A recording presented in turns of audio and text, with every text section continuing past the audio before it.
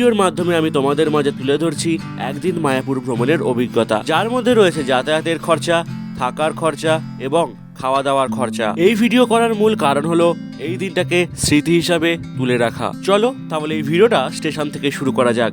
আমরা এসেছিলাম হাওড়া থেকে নবদ্বীপ ধাম, যার টিকিট ভাড়া ছিল 25 টাকা, কারণ আমরা ইউজ করেছিলাম লোকাল ট্রেন।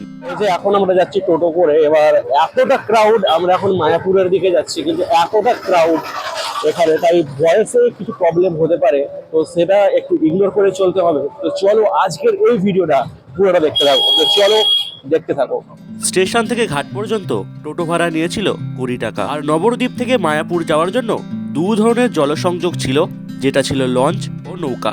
তো আমরা এখন টিকিট কেটে নিয়েছি এবার, আর আমাদের যেছে তিলক পরিয়ে দিল, আর তারপরে টাকা চাইছে, তো দিয়েও দিয়েছি সেটা।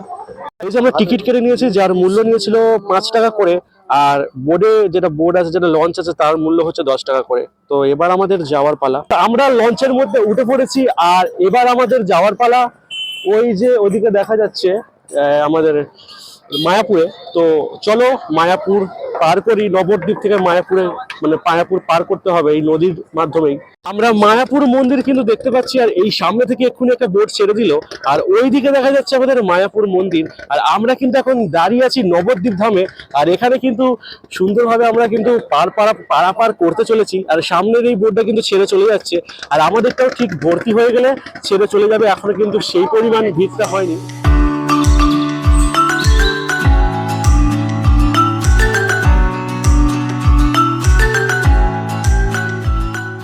আমাদের লঞ্চ কিন্তু ছেড়ে দিয়েছে, এবার কিন্তু আমরা যাচ্ছি একদম নবদ্বীপ থেকে মায়াপুরে।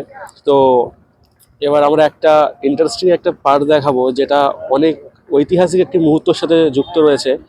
এখানে দুটি নদী মিলিত হয়েছে এবং যার জলের রং পুরোটাই আলাদা। তো সেই পার্টটা দেখার জন্য তোমরা অবশ্যই কিন্তু চ্যানেলটা সাবস্ক্রাইব করে লাইক করে দাও পরবর্তী দিনে এরকম ভিডিও দেখার জন্য।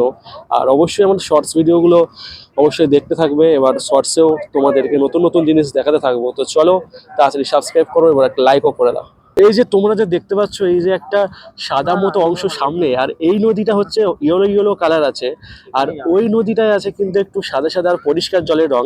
এটাই কিন্তু একটি অবিশ্বাস্যজনক ব্যাপার, যেটা আমি তোমাদের বলবো বলেছিলাম, আর যেটা তুলে ধরছি। তোমরা এদিকটা দেখতে পাচ্ছ, এদিকের জলের কালারটা কিন্তু অনেকটাই চেঞ্জ হয়েছে, আর এদিকটা কিন্তু একটু হলুদ হলুদ বা ইয়েলো বলতে পারো। এটা কিন্তু একটি আশ্চর্যজনক ব্যাপার এই মায়াপুরে। আমরা কিন্তু বোট থেকে নেমে পড়েছি, এবার আমরা একটা ভালো ফ্রেন্ডলি বাজেট কমের মধ্যে একটা ভালো একটা আমরা রুম নেব, আর সেটাও তোমাদের মাধ্যমে শেয়ার করব যে কি রুম নিচ্ছি বা প্রাইস কত। আর বোট থেকে নেবেই যে রুমগুলো দেখতে পাবে, সেগুলো কিন্তু দাম তোমরা অনেকই পাবে।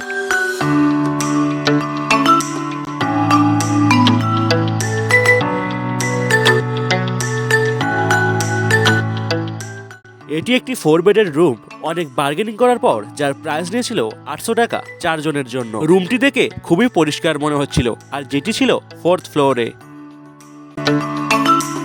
তোমাদের ঘরটা কেমন লাগলো অবশ্যই কিন্তু কমেন্টে জানাবে। এই জাস্ট ফ্রেশ হলাম, এবার যাবো আমরা মন্দিরের দিকে, আর সেখানে গিয়ে দেখবো খাবার দাবার কি পাওয়া যায়। আর আজকে কিন্তু আমরা নতুন একটি চ্যালেঞ্জ করতে চলেছি, মায়াপুরের সব থেকে ভাইরাল খাবারগুলো ট্রাই করব। তো সেই ভিডিওটা কিন্তু শর্টস ফর্মে আসতে চলেছে, তোমরা কিন্তু অবশ্যই দেখতে থাকবে। দেখো আমরা কিন্তু বেরিয়ে পড়েছি খেতে যাওয়ার জন্য, মানে মন্দির দর্শন করবো প্লাস খাবো।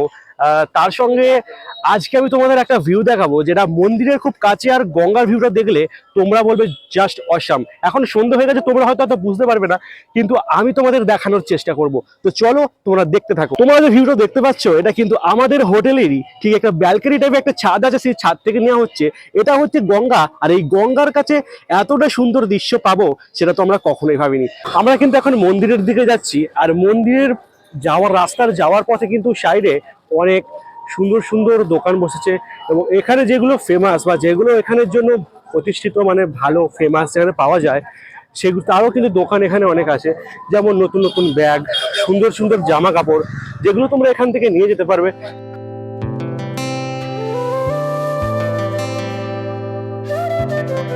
আমাদের যে রুমটি আছে, রুমটি থেকে মন্দিরের দূরত্ব মাত্র 500 মিটার, আর আমরা কিন্তু এখন চলে যাচ্ছি মন্দিরের দিকে। আর মন্দিরের ভেতরে ঢুকে যে আমরা অপূর্ব দৃশ্য দেখতে পাবো, সেটা তো আমরা কখনোই ভাবিনি, কারণ তখন চলছিল শ্রীকৃষ্ণের নগর ভ্রমণ।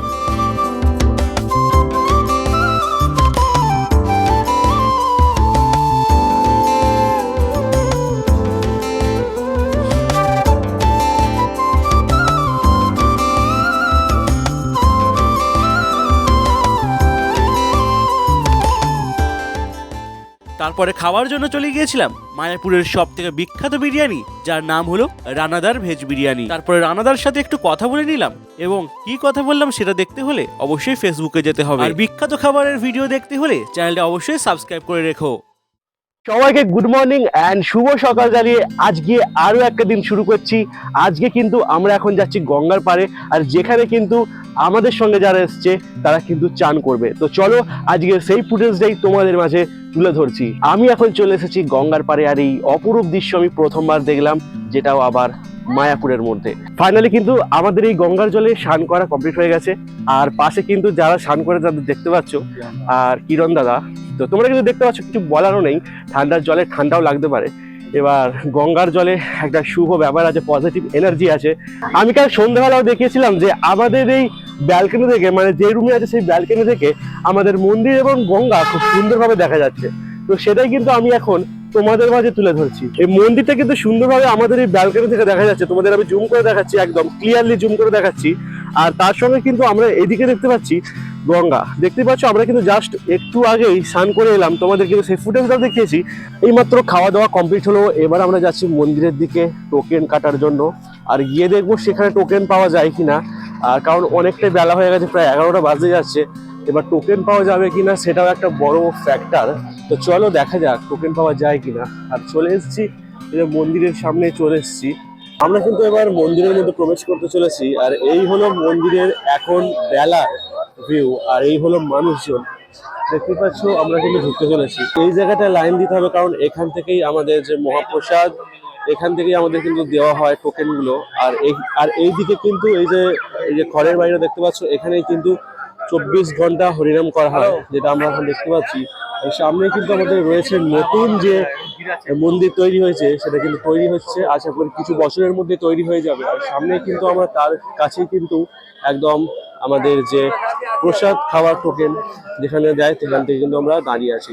80 টাকা অ্যামাউন্ট যেটা নিচ্ছে সেটা হচ্ছে সাদা ভাত, ভেজ ডাল, পকোড়া, রুটি, মিক্স সবজি, পনির সবজি, পায়েস। আর যার টাইম হচ্ছে 1টা থেকে 2টা 30 পর্যন্ত, তোমরা কিন্তু দেখতেই পাচ্ছ। যারা রাত্রের জন্য খাবে ডিনার, তাদের জন্য 8টা থেকে 9টা পর্যন্ত 1 ঘন্টার জন্য খোলা থাকবে। যারা সাদা ভাত, ডাল, রুটি, মিক্স সবজি, রসা সবজি, মিষ্টি, যার প্রাইস হচ্ছে 50 টাকা। আমরা কিন্তু এই জাস্ট টোকেনটা কেটে নিলাম, আর যার প্রাইস নিয়েছে 80 রুপিস। আর এখান থেকে একটি ক্যালেন্ডার কেনা হলো, আর ক্যালেন্ডার যেটার দাম হচ্ছে 20 টাকা। দেখতে পাচ্ছ এখান থেকে মন্দিরটা আরো কতটা সুন্দর দেখতে লাগছে। আমরা কিন্তু সামনে ফ্রন্ট অফ ভিউটা দেখতে পাচ্ছি, মানে সামনের ভিউটা, আর তোমরা কিন্তু দেখতে থাকো। আর এটা কিন্তু ছোট একটা এরিয়া নয়, এটা অনেক বড় এরিয়া। তাই আমরা চারি এরিয়াটা রাত্রে ঘুরেছি, আবার দিনের বেলায় ঘুরে দেখছি যে কোথায় কি আছে, কোথায় কেমন। ফিউচার এলে যাতে কোনো প্রবলেম না হয়, আর তোমাদেরও সেটা শেয়ার করছি। তারপর আমরা চলে গিয়েছিলাম গোশালার কাছে, আর গোশালা আসার জন্য মন্দির থেকে 10 টাকার বিনিময়ে টোটো পাওয়া যায়, আর তাছাড়া রয়েছে এই ধরনের গরুর গাড়ির সাফারি। দেখতেই পাচ্ছ এই গোশালার মধ্যে কিন্তু এত বড় একটি গোশালা, যেখানে গরু দেখাতে বলবো অনেক গরু আছে, মানে নর্মাল থেকে অনেক বেশি বেশি গরু। আর আমাদের সামনে রয়েছে আরো একটি প্রচুর, মানে অনেক পুরনো একটি গরু, আর যার শিংগুলো দেখেই তোমরা কিন্তু ভয় পেয়ে যাবে, কারণ শিংগুলো কিন্তু খুবই হিংস্র, আর দেখতেও কিন্তু খুবই অ্যাগ্রেসিভ লাগছে, যাকে বলা হয় হিংস্র, কিন্তু অনেক অনেক বছরের পুরনো গরু। আর এটা কিন্তু তোমরা মায়াপুরে এসে গোশালাতেই দেখতে পাবে। তাই তোমাদের বলছি অবশ্যই কিন্তু মায়াপুর এলে গোশালায় অবশ্যই ভিজিট করতে। আমাদের সামনে যে এখন গরুটা আছে, এটা কিন্তু প্রায় অনেক বছরের পুরনো, যেটা আমরাও জানি না কত বছরের ঠিক পুরনো, আর যার হাইটটা কিন্তু অনেকটাই। গোশালা থেকে বেরিয়ে আমরা চলে গিয়েছিলাম গদা ভবনে ভোগ খাওয়ার জন্য, কারণ আমাদের ট্রেনের টাইম খুবই তাড়াতাড়ি ছিল, আর যেহেতু সেখানে 1টা থেকে 2:30 পর্যন্তই টাইম ছিল, তাই আমরা বেশি আর দেরি করলাম না। জুতো জমা দিয়ে আমরা চলে গেলাম ভোগ গ্রহণ করার জন্য। ভোগের মধ্যে কি কি ছিল সেটা তো তোমাদেরকে জানিয়ে দিয়েছি। তারপরে বাড়ি আসার জন্য উঠে পড়লাম লঞ্চের মধ্যে। আজকের এই ভিডিওটা তোমাদের কেমন লেগেছে অবশ্যই কমেন্টে জানাবে। পরবর্তী দিনে এরকম ভিডিও দেখার জন্য চ্যানেলটা অবশ্যই সাবস্ক্রাইব করে রেখো।